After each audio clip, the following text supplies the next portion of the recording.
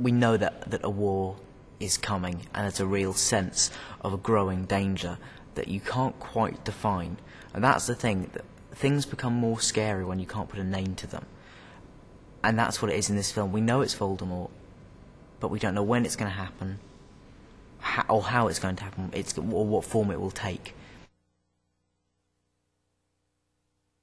It's an organisation dedicated to fighting Voldemort and fighting the Death Eaters.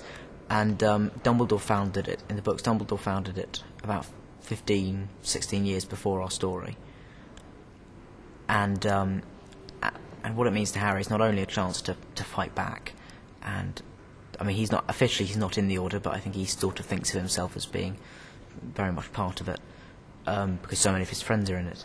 And so but it also means a lot to him because, of course, his parents were in the Order of the Phoenix, as were Neville Longbottoms, as was Dumbledore, as was, Sirius and Lupin the first time round. And so I think it's got quite an emotional value to Harry as well, as just being a chance to fight Voldemort.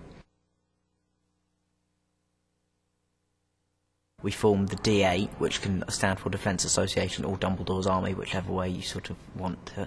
And it's basically it's a guerrilla revolutionary organisation in many ways, and it's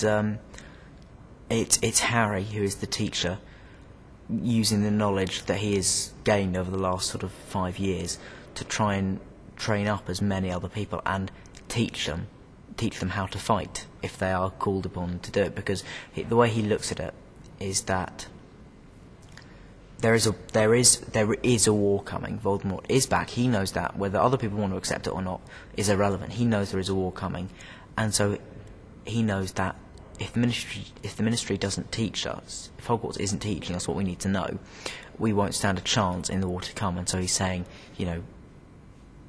this is him fighting back and saying, I'm going to give you what you need.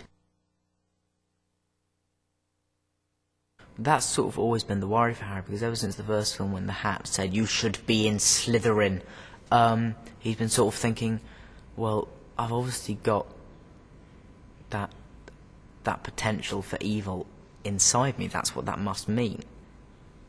And to a certain extent, I think he knows that everyone has that same potential for darkness in them. But at the same time, he knows that because there is such a relationship with Voldemort, such a connection with him, that he thinks that this must be stronger, this sense of evil must be stronger in him than it is in other people. And so that is, in this film, is the fear that he may actually be, something might have gone wrong in his head.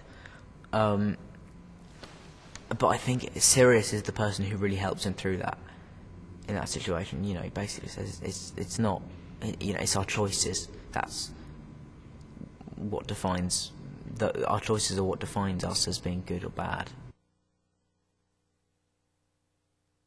Not only is he an absolutely delightful man, but he's also a brilliant, brilliant director. I mean, the notes I get from him are just fantastic. It's sort of, in a way, it's frustrating because you can be doing a scene and you can be talking over and talking over and talking over. Then at the end of the scene, he'll say a few words and he'll be like, oh yeah, that's much better actually, David, than everything I just said. So he's fantastic. Yeah, I'm really, really enjoying working with him.